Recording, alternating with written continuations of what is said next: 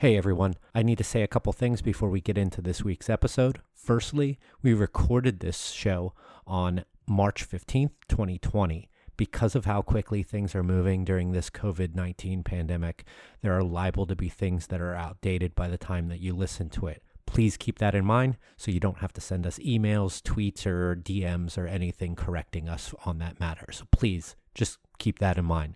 Secondly, we will not have a main sponsor for this episode. It just doesn't seem right to do so for the topic that we'll mainly be talking about.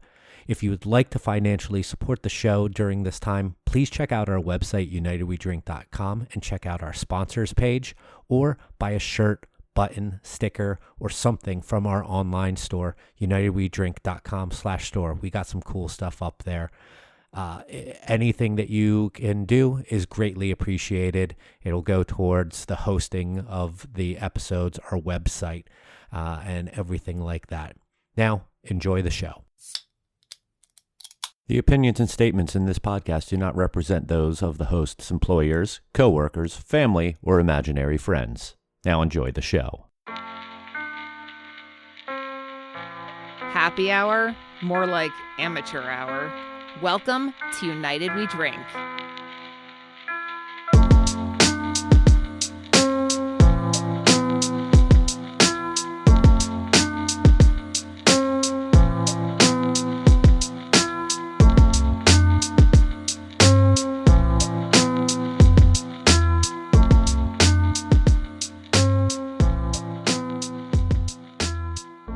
Hello everyone, and welcome to a special hot mic / social distancing episode of United We Drink, right here on unitedwedrink.com, Apple Podcasts, Google, Stitcher, Podcast Addict, and wherever white guys have conversations on the internet. My name is Joel Codner. I'm an award-winning brewer who, for some fucking reason, needs written consent to brew beer. I am joined by my two friends, colleagues, and co-hosts. First up is a man whose beer festival drinking glove itself may actually be patient zero. It's Phil Palmisano. I cannot confirm or deny that statement. It was probably manufactured in Wuhan. More than likely. Test is still pending. And of course, I can't leave out our other co-host, a man who photographs women under bridges and will now struggle to appropriately put that comment in context. Here's Mike Urevich. Yeah.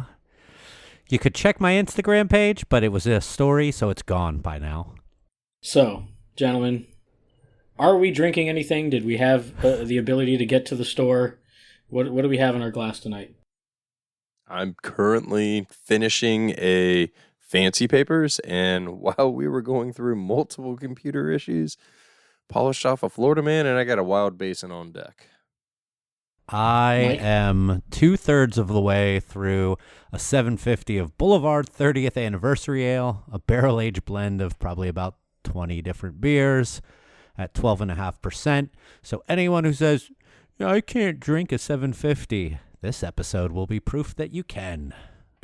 I also had a shot of Powers Irish Whiskey while Phil had his most recent issues. So I am pouring myself a Cigar City Brewing Patio Tools, a beer I'm very excited to have back. I don't remember the last time I had one. Nice dry Irish stout. I just drank an entire You Should Smile More double dry hop double IPA made by the talented ladies at Cigar City in collaboration with the Pink Boot Society. And we're just going to keep drinking because it's about all we can do at this point. So I totally forgot to buy a 4-pack of Patio Tools, and now I'm pissed. I didn't even know that I did have it on that. draft, and it was amazing, and I was so happy to have that beer back. That it reminded me of how much I loved that beer when it originally came out. Is it killer. Those nitro cans, or is it a widget? No, CO2. It's CO2. And, oh, okay. Yeah, and it was on CO2 in the tasting room this past week. Oh, okay. Your And, background has the blur. There you go. Yeah, I like great that. fucking can. That's slick. I like the can. It's a riveting podcast material. Yes, We're getting really good at not showing anything. At some point in time, we probably should record with live video, but then everyone else would have to sit through our hour-long-ish computer problems. We could do like meetups like the Google Hangout or whatever stuff like the Fervent Few do. They did one of those today, as they're all socially distancing themselves. A little more than what they normally are.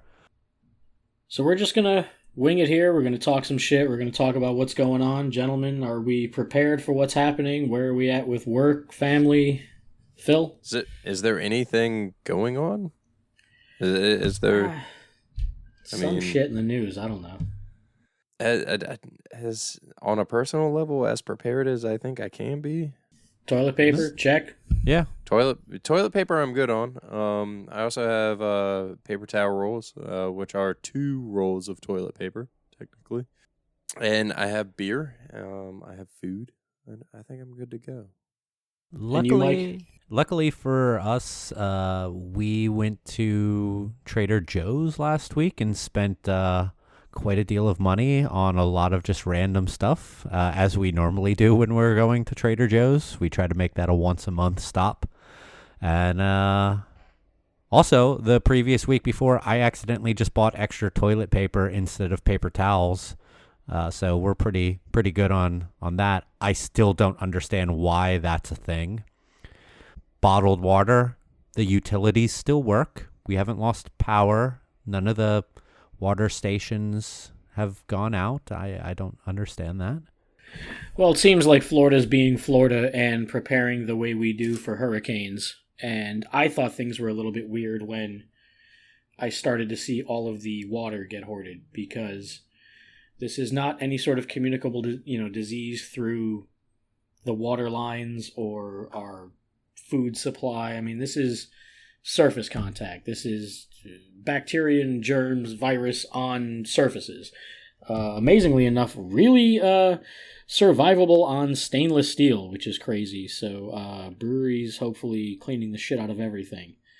And as of right now, it seems like we had a bit of a spurt starting the weekend as far as people just coming out. I think schools got closed, businesses got closed, major events getting closed. All sports are basically done with at this point. So I think people need to just get out, drink, relax a little bit. We were pretty busy Friday night and steady Saturday. As far as I can tell, I was not in work today, but Sunday, pretty dead. I think people might be starting to hunker down a little bit. I guess it should be noted that we are recording on a Sunday. We normally release on a Thursday. Yeah, I popped by a Publix today, and it wasn't that much worse than a standard Sunday. I have seen, I stopped by a local liquor store just to sort of say hi and sort of see what was going on. And, they said that business has been relatively busy for the staples. And I was checking for one brand in particular in their cooler, and happy to say that both are happy or sad to say that both were sold out between the Publix and the Independent. So hopefully we can get that fixed. But everything, the liquor store owner basically told me everybody's buying the staples. So the handles of bourbon, the handles of vodka. And the way he looked at it was, this is an opportunity. Once I sell out of the inventory that I have, even if because I'm so small, I don't know if I'll be able to pull rank on some of the larger retailers, but I should be able to expose somebody to something new. And that's when he slid me the Nick Offerman Scotch bottle at $120 a pop. And I was like, yeah, I'm good right now. And as far as our respective breweries, what's the word on open, closed, plans for, any contingencies? Well, I'll tell you about my personal life because I didn't get a chance to chime in there at all. Well, please do. Are you bitter? Maybe a little. Definitely a little inebriated at this point. It's weird. I mean, our family is good right now. My fiance is fine. I am good. Our folks are good. It's just it's weird. I I went out yesterday, and you can call me an asshole all you want, but I don't give a fuck. My fiance's been working like crazy for her business to continue staying in business because they create a sanitizer, or I'm sorry, a disinfectant. So I didn't want to be sitting at home by myself all day, and I wanted to go out and shoot some photos. So I went out, walked around a normally busy downtown area of Lake Worth, Florida, and it was okay out. A couple of the big spots were busy. One in particular was dead, and it was really surprising to see. But like I'm stocked well. We're good. I think it's. And then as for the brewery, I'm going into work tomorrow. As far as I know, that's we're just taking it kind of one day at a time, and yeah, just that's what I'm doing then. That. Yeah, I think we're looking at it the same way. We're looking at day-to-day updates. Honestly, probably a little bit more than that, just depending on what local governments are doing. But I really do believe the next week or two is going to be telling for this industry. What about you, Joel? Well, as far as I know, and I'm not the one who makes final decisions, we are open for business. We were today. It was pretty dead from what I'm told.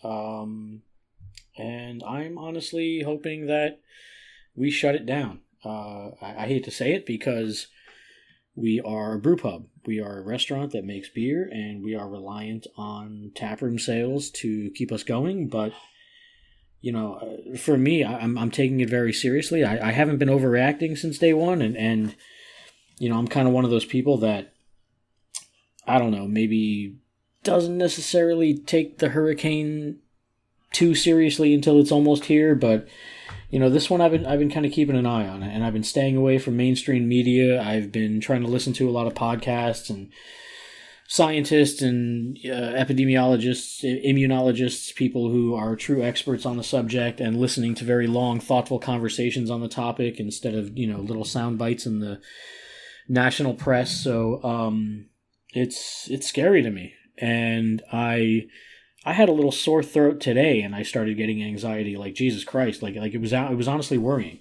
And you know, this is the Hot Mics episode, and you know, we are kind of flying by the seat of our pants. So I will give you a little breaking news here. CDC now recommends the cancellation or postponement of all events with 50 people or more for the next 8 weeks. So I'll ask again, gentlemen, what are we drinking? I mean, Wild Basin. Oh God, that's I mean, that's pretty much business. Yeah. To state something like that, and you know, it feels I was like a about total to chime shutdown. in as you were saying that, because when it comes to hurricane shenanigans, I fucking hate that shit, and it gets me more anxious than anything that I've ever truly dealt with in my life. I've had panic attacks during hurricane preparations before, and like CBD like is like the thing that helps me get through a lot of that. I honestly, like, going into this was a little more calm, but I'm now seeing over the last like 24 hours that it's something to be taken a little more seriously. Luckily, I'm not getting myself worked up too much to that extent, but as I am to hurricanes. But yeah, this is a real deal thing. Well, the thing for me with the hurricanes is this: when they're formed and they're out in the ocean and they're weak, you know, there's news and there's preparation and there's warnings and everything like that, and then it gets closer, and you know, there's the cone of error, and we don't know exactly where it's going to hit. It could be us, it could be hundreds of miles away, we don't know. And in that particular case, it does feel a little bit like media hype. Just like, I'm not a conspiracy guy. I'm not one of these people who thinks like the media, this and that, but I feel like I would just take it a little more seriously if they were not accepting advertising from, bottled water companies and Home Depot and Energizer batteries and energy/gas companies. I just feel like if we were getting our hurricane news from some sort of independent source, that it would be a little bit more legitimate to me. But this thing is not a fucking hurricane. It is silent and deadly, and we don't know where it will strike. We know it's among us. I have a friend who works for a hospital that I can't say where, but she basically told us they knew of a confirmed case within their hospital and were not telling anyone. So that's scary shit. I think there's a lot more cases out there than we know of. I think it's going to get worse before it gets better. And I think the best thing we can do right now is stay the fuck away from each other. Luckily, we do this all over Skype. I would mouth kiss all three of you, or two of you. Three being the dog. This is Mike and I were talking in between one of the issues. As scary as it is, I mean, this is for at least for the near future. This is the new normal, right? This is at least for the next month ish. This is our communication. This is how we're going to interact with people. Hopefully, when you look at like the CDC saying 50 people or less, think about your local grocery store and how many people they're staffing. At that point in time, they're only allowing a handful of people into the location per like turn. And you almost have to have a doorman to sit there and say, all right, you're in, you're out, you're in, you're out, you're in, Right. you're out. So, and again, I went to a grocery store today and it wasn't that bad. And actually everybody was really polite. Nobody was freaking out. The people in general, like the consumers, were a little meh, but the employees were fantastic. And, everybody was, how are you doing today? It made me feel really comfortable. It actually made me appreciate what we have down here in the Southeast with the specific grocer. But this is odd. And now we look at our industry and taking this into the beverage industry. So after going to a grocer today and looking at how business is drastically changing, and now looking at and we talk about the on premise a lot with bars and tasting rooms, and now retail, all three aspects we've talked about in the past. Where do you guys really see this impacting negatively, positively? Because I think that there is some positive to come out of this situation.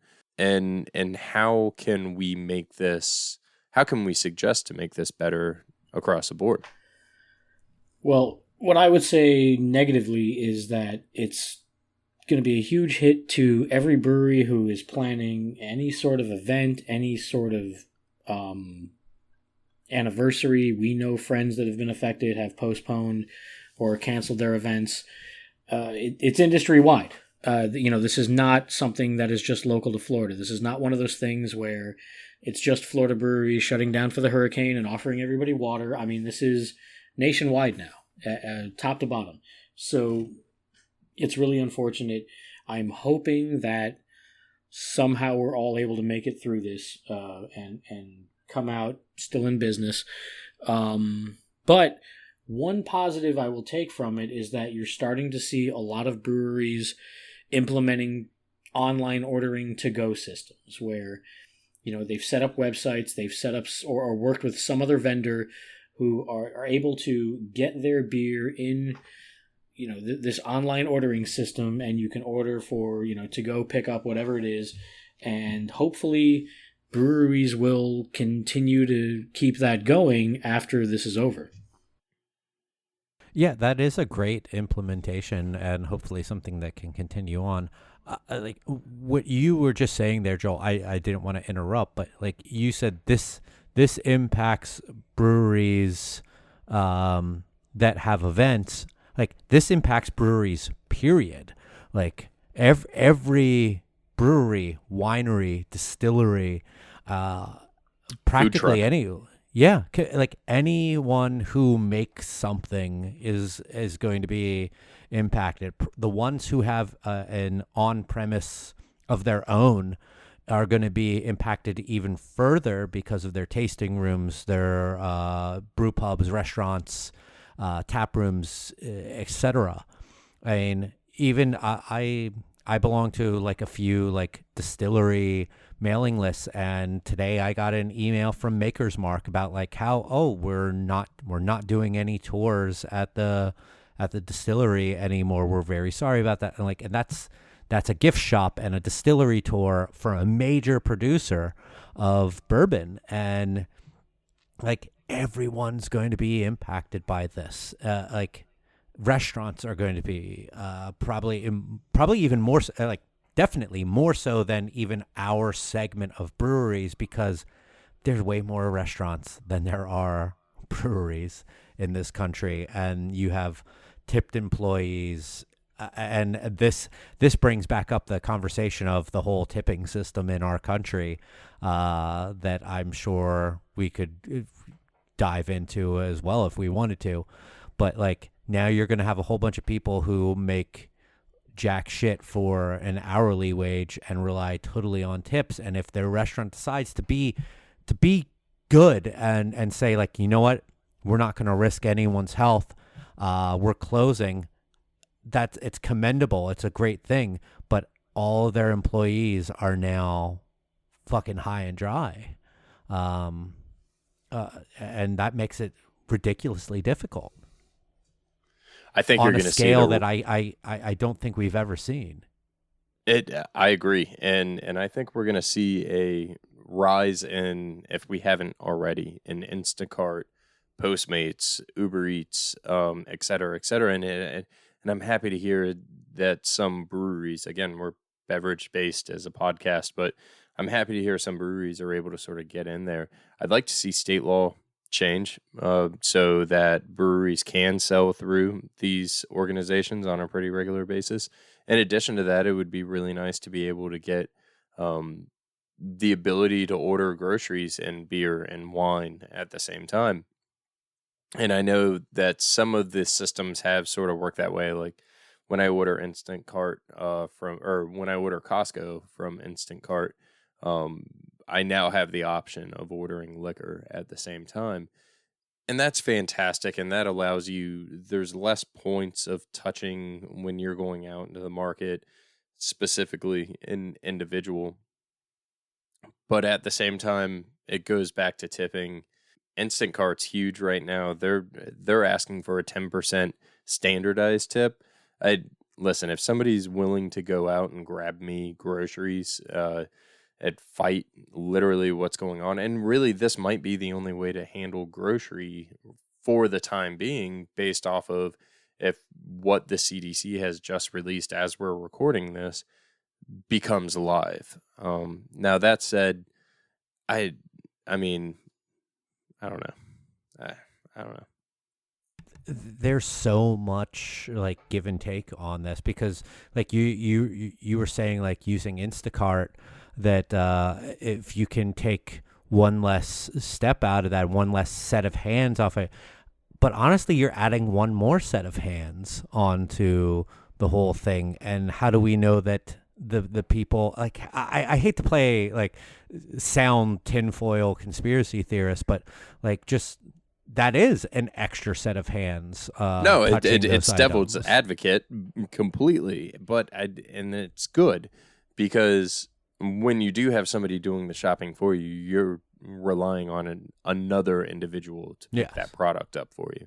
Yeah, I know at the assuming brewery, people are tested and healthy, then that's fine, and I trust the safety. What's the implementation, or how is that implemented within those companies? Yeah, and for companies like that who are so ridiculously spread out, you're going on their word. Like they're saying like, hey, all of you people who go in and do the shopping, make sure that you're sanitizing your carts, make sure you're sanitizing your cars and all of that. And we're hoping that those people are going to follow through on that, and they're not just like overwhelmed by this all themselves, and they're just like, I need to make these extra bucks by doing this, and that they're not skimping on anything. That because maybe they can't find any sanitizer, while the person that they're shopping for is also looking for that as well. Like it's there's a whole lot going on when we think about this. And for me, being the cynic and thinking the worst in humanity as I often do, I've honestly been pleasantly surprised that I've gone to gas stations and not seen the Purell dispenser ripped off the post, or like I can't imagine someone didn't just walk into Publix and grab the thing of wipes and haul ass out of there. For people who don't live in Florida and have dealt with hurricane situations before, the gas stations are enough to give you a panic attack.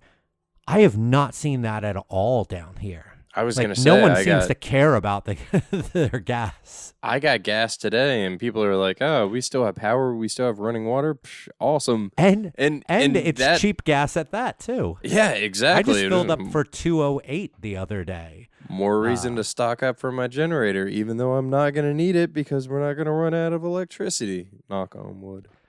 That brings me back to just being it's so mind-boggling, the things that are being chosen to be the hoarding items, like tissues and toilet paper. I was told that we had a family member make us tostadas for dinner tonight, and it was with like a faux meat, and we have some vegetarians in our family, but they said that, oh, it wasn't chosen by that. There was actually no meat at Publix. Like, no meat at Publix? Like, fuck. Kudos to those guys. When I went, there was actual meat in the actual box. Someone was standing out in the aisle telling people how they could cook unusual cuts of meat. And literally there was a woman getting crock pot recipes from an employee at Publix, literally saying like, hey, if you put this in the crock pot for X amount of time with this and this and this, it's going to taste great. And That's I know awesome. it looks weird, but it's going to be fine. And then, somebody else was talking and they were like, oh, you can make bone broth out of this and that's great for you and it's super healthy and take the meat off of it. I cannot tell you how happy it made me feel. And I like researching odd cuts of meat, but to see somebody standing in the aisle and actually doing that and taking the time to describe that, fantastic. You talk about A+ customer service. I think that's fantastic, and that it's people like that will help us as a society get through things like this. Because I mean, they're obviously putting their own health at risk to help others. And I know that people are constantly saying, if you want to help others, stay home right now. And there's a person like that who like is defying that. And like, no, I can help people by going into work and by telling people how they can use these unusual cuts of meat to make something that is filling and delicious and will get them through. I mean, the commendations go to people like that. Well, it seems like everyone's creativity is starting to flourish as you see certain things online. Like I saw one guy who was saying, hey, tweet me what shit you have in your liquor cabinet and I'll tell you what cocktail to make. And I'm sure we're going to be seeing that as far as recipes go. I think there should always be some sort of website that just you punch in, hey, I've got fucking linguine and this and that, what can I make tonight? And it just populates recipes for you and shit like that. personally, I'm sitting on enough fucking pasta to never lose weight again. So, I'm sure I'll get sick of it, but Dude, it's going to be an interesting time to see how we get through this, what comes out of it. You know, people are passing around this fucking viral tweet about like Shakespeare was quarantined during the plague and wrote King Lear or some bullshit. I don't know. Yeah, other people are saying, yeah, most people are just going to masturbate. Pornhub is providing free. Pornhub is providing free premium to everyone in Italy right now. So, yeah. but you know what, dude? One of the simplest, most delicious pasta dishes is that chef pasta from that Fuck yeah. movie. From Chef Show, Chef Movie, Jon Favreau, Roy Choi. Shout out to those awesome people. Like, that is one of the most basic pasta dishes and one of the most delicious pasta dishes. And all you need is spaghetti, water, garlic, Parmesan, red pepper flake, and parsley. And you can even skip the parsley for all you need. 5 ingredients, basic things, cheap as fuck. And I could eat that probably every day. I'll go to sleep probably an hour after I eat it because it's so dense and so filling. But you'll also have leftovers for a day and a half as well. I can tell you that it's not the best time in the world. I literally had it circled on my calendar. I'm starting a detox diet this week, and yeah. Getting your luckily, all money's the worth healthy tonight. foods were still there at Publix. You know, the simple stuff was not. But I was able to pick up some really solid anti-inflammatory foods to sort of run through for Tons the of next turmeric. week or two. Lots of turmeric, bone broth, vegetables, not processed garbage. Sadly, no alcohol. So taking a few weeks off. And let me just say, and this should probably be a disclaimer at the beginning of the show, but you know, we're truly not trying to make light of anything, and if we are being humorous, it's because that's how you kind of have to deal with shit like this. And believe me, And I'm have you looking listened to the show? and I am definitely looking forward to not having my wife try to tell me to go to the gym for the next several weeks. All that said, tying it back to the beverage industry, how do we get out of here? How do we make business better, in your opinions? I'm not really sure. Like, I wish that I could pontificate on some great way that I think that we can grow from here, but this is something that I've never seen in my lifetime, and I would like to assume that none of us have. I do think that unfortunately businesses are going to close, whether they be restaurants, whether they be beverage manufacturers, and that's fucking sad. And I have to think about that myself as a person who works for a small brewery. Like, what if my brewery that I work for closes because of something like this? What if they end up closing, like shutting down business temporarily sometime this week, and like over the next 2 weeks they can't sustain it? And like, it's a scary thought to think. How do we advance from that? I don't know, because I'm kind of living my life a couple weeks at a time, so it's hard to think past that. And as of this recording, in the past several days, we've seen breweries and restaurants and other businesses we know playing it by ear and sort of adjusting to the news and the changes as they're happening. So, you know, past couple days, everybody having these different posts online saying, here's what we're doing to combat the virus. You know, we're scrubbing this, we're cleaning that, implementing all these extra cleaning procedures, and you know, being very vigilant. And some really great posts from people we know, different breweries saying, you know, we're happy to space you out if you don't want to sit too close to somebody, or maybe everyone's only going to be on the patio. But now we're facing a situation, as of right now, where a lot of places simply just can't be open for business. And that's scary. And we don't know how the entire country is going to adapt to this, because it's not just the beverage industry, it's restaurants, grocery stores, gas stations. I mean, anywhere you go, anywhere you pull a door handle is going to have to make some sort of adjustment to deal with this. And it's scary. It feels like we're a bit behind the curve on this one and a little bit unprepared, or at least not as prepared as others or as efficient. So it's going to be really interesting, and I use that term loosely, as far as what's going to happen. I mean, by the time this drops on Thursday, who the hell knows where we're going to be? I mean, things are changing so rapidly. We're seeing certain countries like Italy where it's just an absolute, not even a pandemic, an epidemic. Cases doubling in 72 hours, numbers increasing at staggering rates. I'm hoping that we can come out of this, and survive as we always seem to do as a country. But it seems like some people just aren't taking it as seriously as others.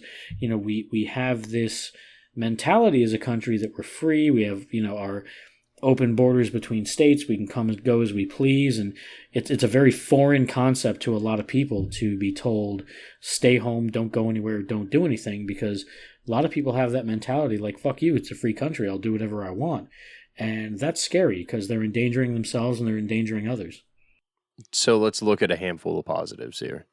One, government, and we're not going to talk politics on this podcast, but at least it's in the discussion, and it looks like there's some stuff in there where, unpaid sick leave is available, et cetera, et cetera.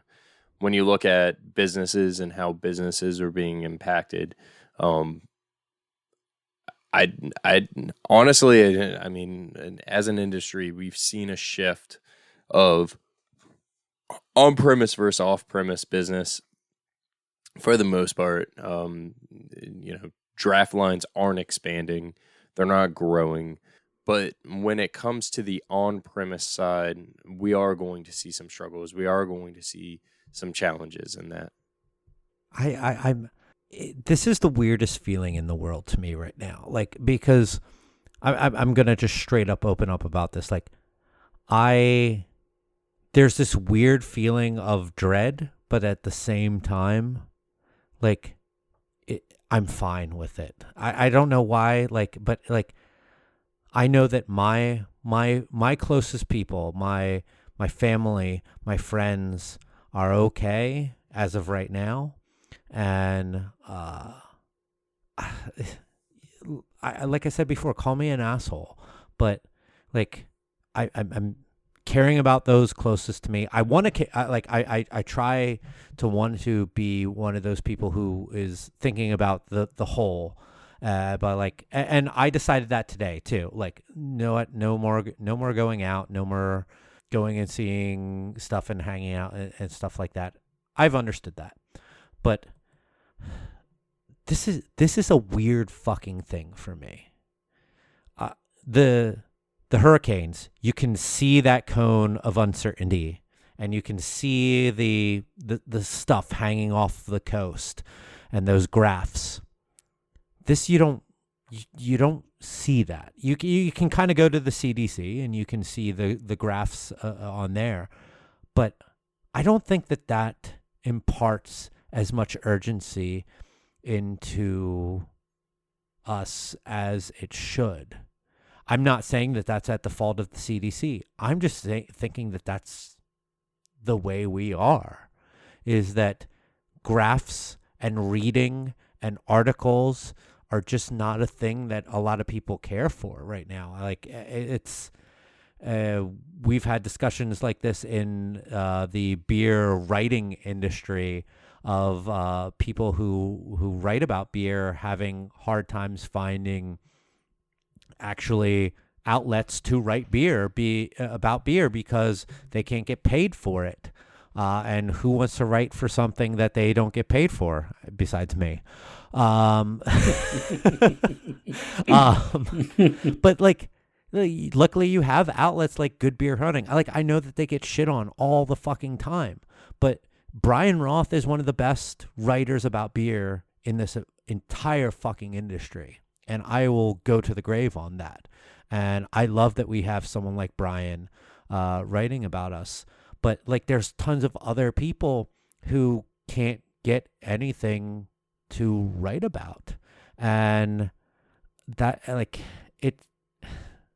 I feel like I've thrown myself into a weird loop to where I can't figure out where I even started off on. I think we all are hitting it's that just such a tonight. confusing fucking time. Yeah, it really is. I don't know what to do. And all I can think is now isolate, make sure that my kin and my best of friends are cool. And like, I love that we can have the ability to create a podcast and laugh, and because truly, like, I know it's been said before, but laughter is the greatest therapy. Like laughing does truly make things a little bit more bearable and better. So I love that I can do this stuff with you guys, but it's hard to see positives when it's also difficult to comprehend the negatives in such a massive way.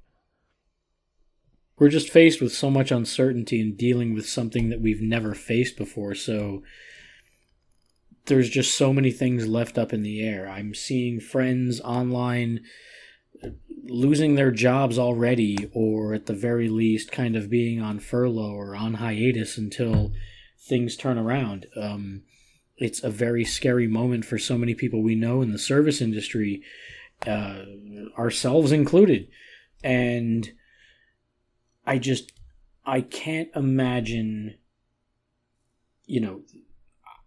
during all of this, if you're told you can't go out for 2 months, I mean, are they really going to evict you from your home? I don't know. Like, for not paying rent or mortgage, there's going to have to be so much adjustment, so much, I don't even know how to describe it. I mean, we're going to have to rethink the way we do so many things.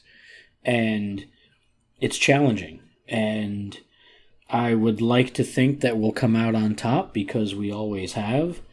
But it's still a scary time. And I worry about so many friends in the industry, so many people we know, you guys included. I don't know, man.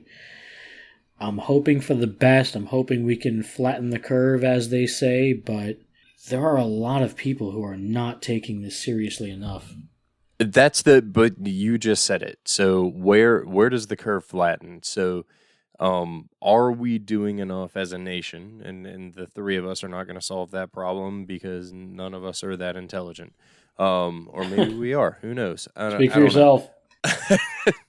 But at the end of the day, where do we plateau? Do we plateau faster than a country in the past, like China? China's already plateaued to a degree. So now we're starting to see, China, after about a month and a half, 2 months, reported, and I'm using air quotes on that, starting to go down. So, how long are we riding this wave? How long do we really have to stay out of the actual market? This is going to be fun to follow. And by fun, I mean nervous and scary all at the same time. And we're not trying to entice anything or whatever. We're being real. And obviously when we recorded a few weeks ago or a week ago and said, hey, we're just going to go hot mics, none of us had any idea that this was going to be the topic tonight. We all expected to share horror stories and the funniest stories from our careers. We actually sort of had it planned, but hey, we were going to go off the cusp and be good, or off the cuff, not cusp. We're in this situation today, and honestly, it made the most sense. Obviously, no news, just sort of hot mic talk. I think, Yeah, we're gonna make through. I think we're in a social industry, and I think that the hardest part about making it through social distancing is the lack of social ability to share a beer with somebody outside of your house. So, I challenge you to stand in your backyard 30 feet away from your neighbor that you may or may not like.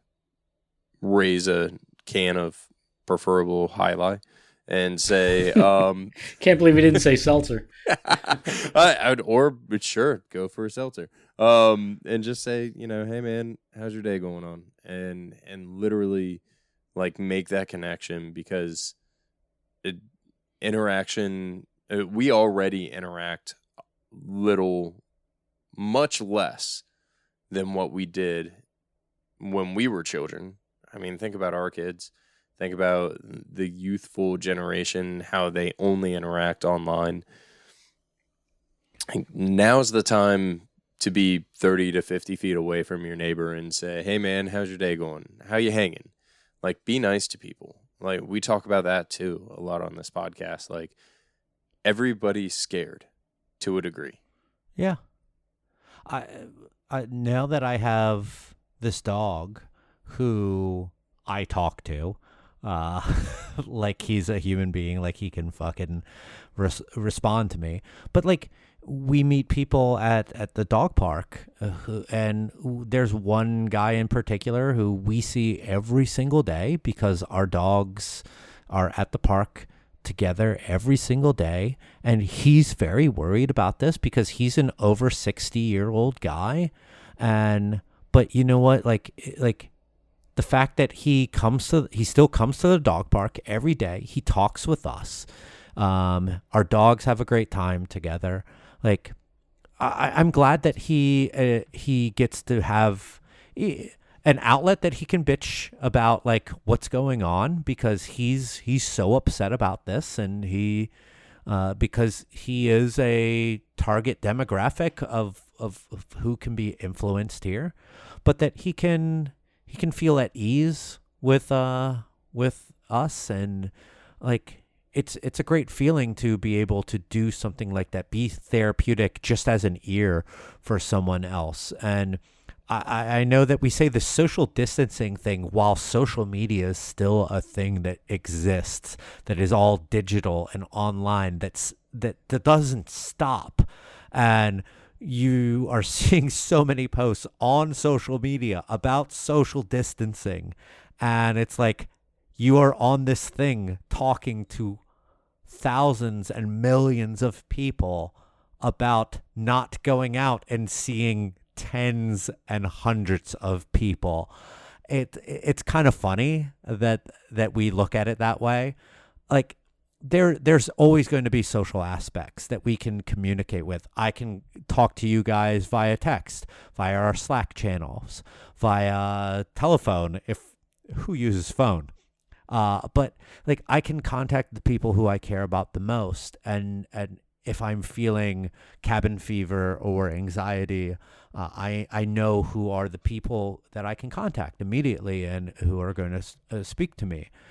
And for the aspects of just weird conversation, I have Twitter that I can just go on and I can respond to someone saying something about something, and just look at other people talking. And I won't ever I don't try to start up conversations, but because they become too busy. Joel's a master at starting up conversations on Twitter, but whether positive or negative.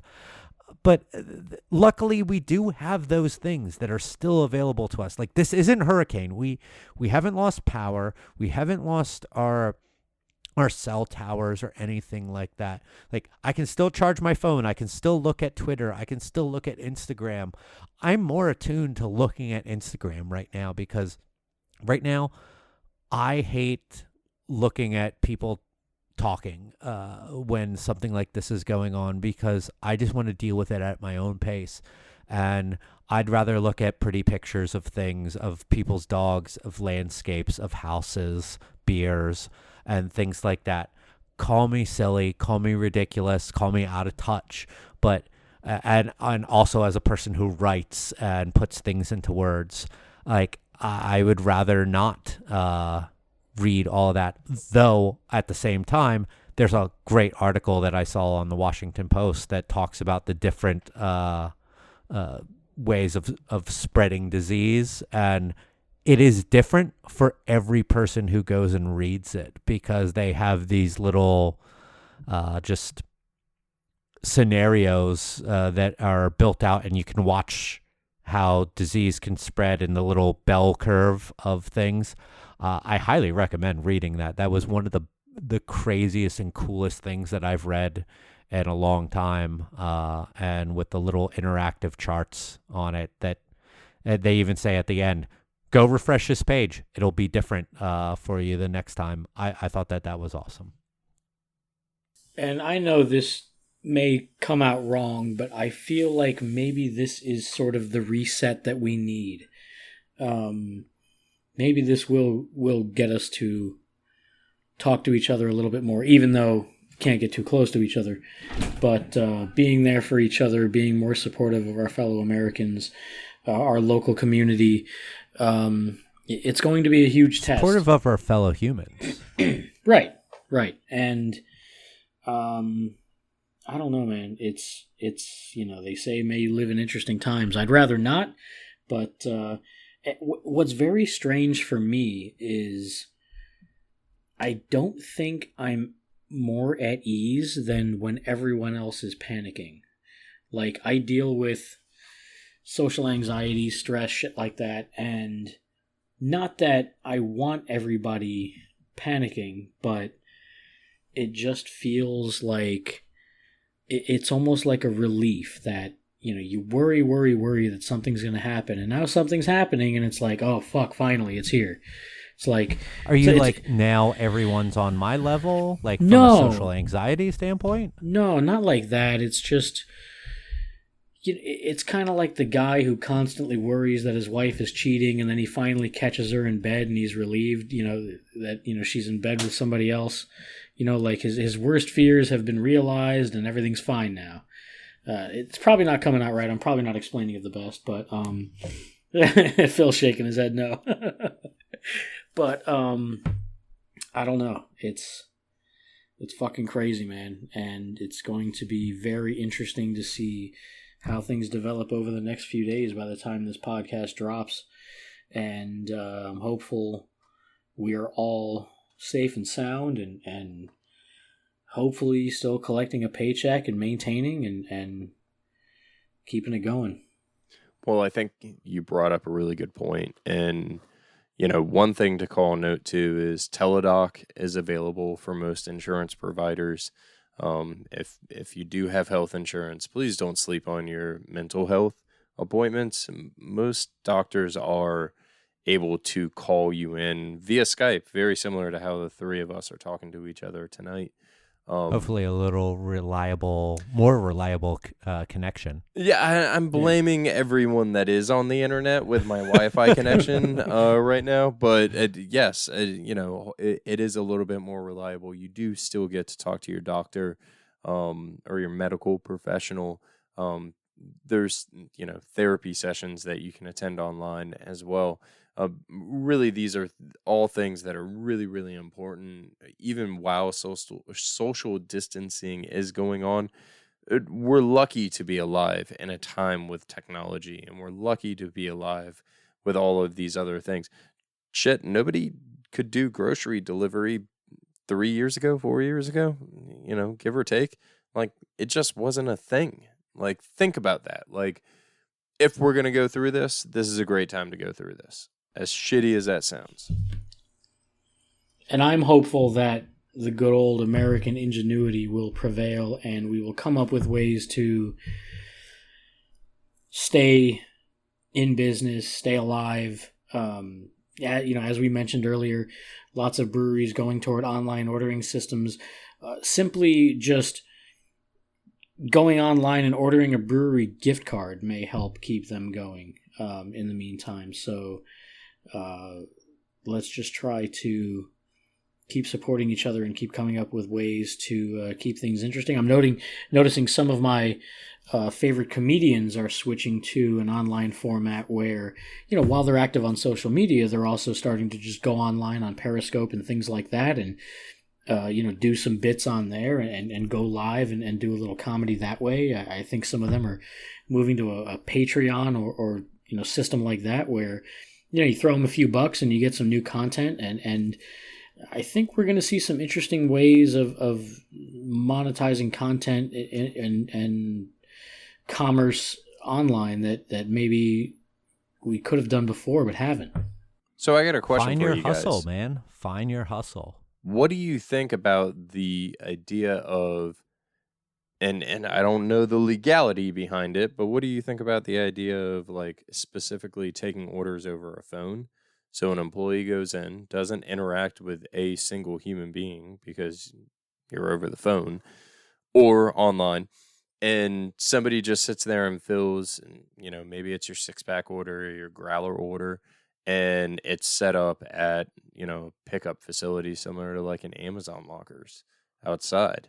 Obviously the lockers would have to be sanitized, but you're still limiting your contact with human interaction. And, it's a way for brewers, liquor stores, retailers, even bars that have package licenses to stay open and running. What do you guys think about something like that in a worst case scenario? The only issue that I have there is that this is a controlled substance, and how do you check IDs? Because when you're Valid. online, when I've bought beer online, it is from a licensed retailer, and I am ID'd when getting said package. And so going through FedEx, UPS, things like that, they have things set in place to be able to take care of that. When you have like these Amazon lockers, like it is in theory a fucking amazing idea. And like I am always thinking about how beer or spirits or wine can go to the next level of connecting with their consumers. Like, and I talked about before in PA with the farmers markets, how breweries, wineries, distilleries can be at farmers markets and sell, but they have to ID people. Like, if there is the place to where IDs can be checked and validated for the person who is receiving the goods, I'm all for it. But like, at the end of the day, we make a controlled substance, and like we got to be able to make sure that doesn't get into the wrong hands. And like I love where your head's at, Phil. I really do, because I am so about getting different options out there, and I love seeing the breweries doing this stuff with the online sales. And I assume that it's just like when someone comes and picks up that they're IDing people. So like that's just what that's my only concern with that. So free business advice: use a driver's license scan to verify the age of 21. I mean, that can be like, but then manipulated. But if you just steal scan your mom's someone's ID, driver's license. Yeah. I know that I'm probably being worst case scenario here, but like that's just the way that it is. I feel like certain things like that you need to be in person, and that the person who is delivering said goods needs to be reliable to look at the ID, look up and go, yep, that's the same person, and end of transaction. But I really do like where your head's at, because I think about that stuff all the time. All right, gentlemen, we've squeezed a lot into an hour here. I think we've covered a lot of ground. I guess we can get into last calls if you got one. I feel like this whole episode's a last call. Well, fuck it. I'll do one if nobody minds.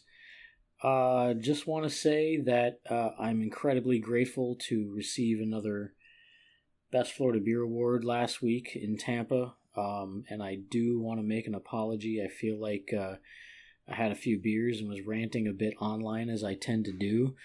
Um, we, a couple of brewer buddies of mine and I were bar hopping, or brewery hopping rather, around St. Pete, and I was just going from brewery to brewery shitting on things. And realistically, I wasn't actually shitting on those breweries.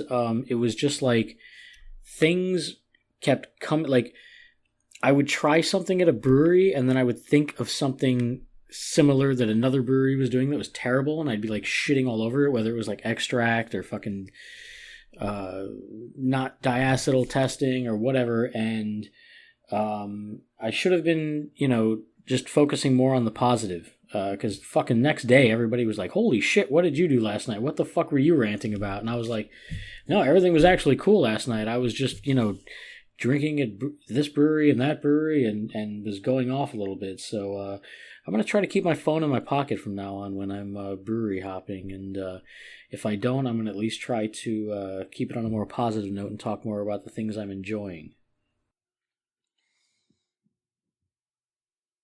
I have nothing to rant about. I just thought this whole episode was my last call. I'm saddened by the end of the XFL. If you followed this podcast, my love affair with the Vipers. But that said, by the time this podcast drops, Tom Brady could be a Buccaneer. And hey, I don't know if we're going to play next year or not, but hey, Tom Brady being a Buccaneer, why not? New All CBA, right. Ryan Tannehill signed a big deal for the Titans. All that said, my last call literally is just cheers. And anybody that wants to talk, give me a shout. Yeah. Be safe, All right. be healthy. Thank you, everybody, for listening, downloading. This is my first time really kind of taking point on the episode. I don't even remember how Mike closes the shit out, so thanks for listening. Everyone gets a chance to promote their own shit. Yes, Phil, Mike, feel free to plug anything, social media, appearances, events, autograph signings. There aren't going to be any appearances and autograph signings. I'm pretty sure about that. You can follow me at Dosphere Egos on Twitter. Maybe I'll fire that thing up. And P. Palmisano 77 on Instagram. And you can find me at Phil Palmisano on LinkedIn. And I am Florida, DUH Brewer on Instagram and Twitter. I'm sure you already know that because you're listening and this is a fucking waste of time, but... At Mike Loves Beer on Twitter, Instagram, and yeah. And go to our store, unitedwedrink.com/store. Buy a new shirt. Yes, Mike has an I love amazing the new new shirt. shirt design available that I need to go get myself. So Hail United We Drink. T-shirts are just reusable toilet paper. Just saying, guys. they will be I at some saw point. that fucking all over Twitter today. All right, guys, thanks for listening, and we will catch you next time. Cheers. Cheers. Cheers.